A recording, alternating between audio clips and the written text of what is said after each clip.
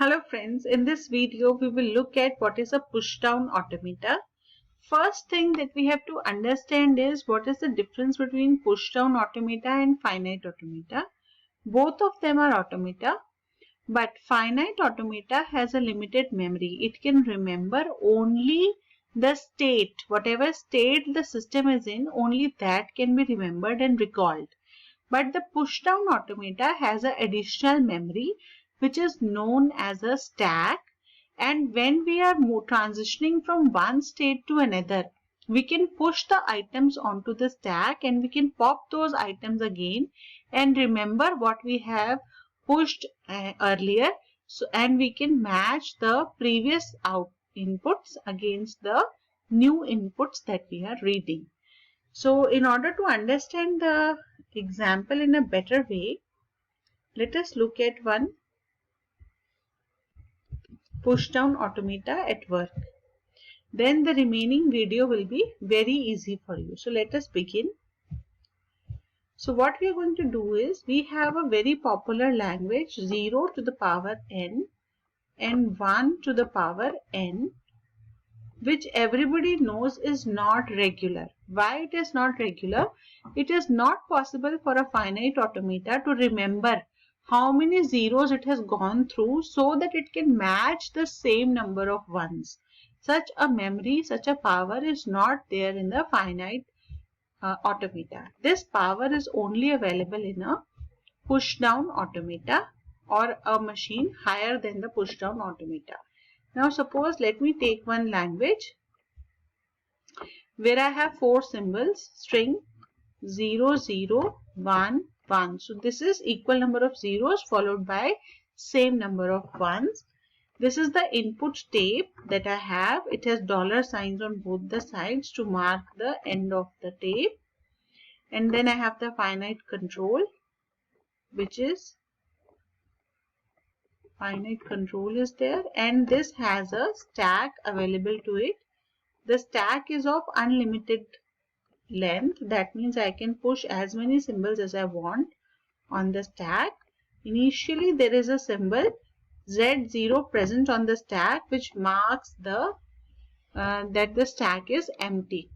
Now the finite control will read the first input, and when it will read the first input 0, it will put it on the stack without doing anything else. Until the time it is going to read the zeros on the input stack, input symbols, it will keep on pushing them onto the stack. So it has put 2 zeros on the stack and it has been read from the input tape, and the head has moved ahead. So now head is at the symbol 1. Now this finite control will read the symbol 1, and as it reads the symbol 1 from here, it cuts a 0 from the stack. Then it reads the second one, it cuts the 0 on the stack. And therefore when it is at the end of the input, it will see that the stack has also become empty by reading the symbol Z0 from the stack, and therefore the input and the stack have become empty at the same time. Therefore it means that the number of zeros is equal to the number of ones. So using the push down automata, we are able to perform this operation. This is not possible in any other type, in regular languages or in finite automata.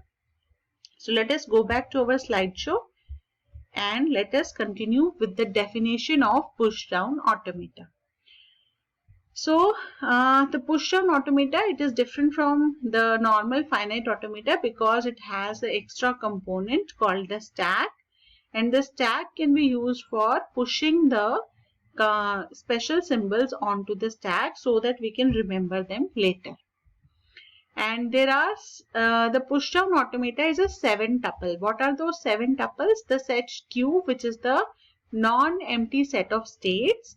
Then the sigma, which is the input alphabet. Then this symbol is known as the tau symbol.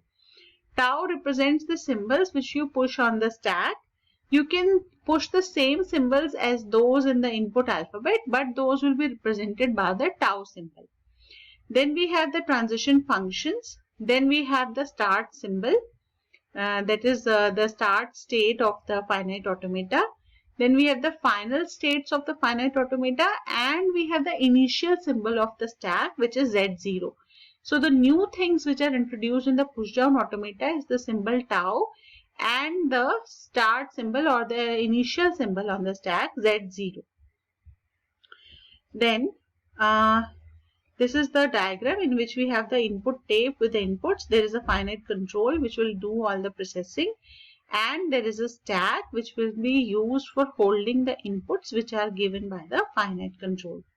So finite control will read from the input tape and it will put some symbols on the stack. Now what kind of operations are allowed on the stack? You can read the input symbol and you can update or add, you can push elements onto the stack, or you can remove the elements from the stack.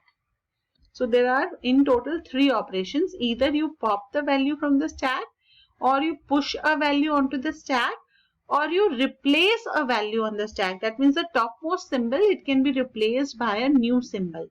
So either a new insertion or a new deletion, or deleting the old element and inserting a new element. All these 3 kind of operations are possible.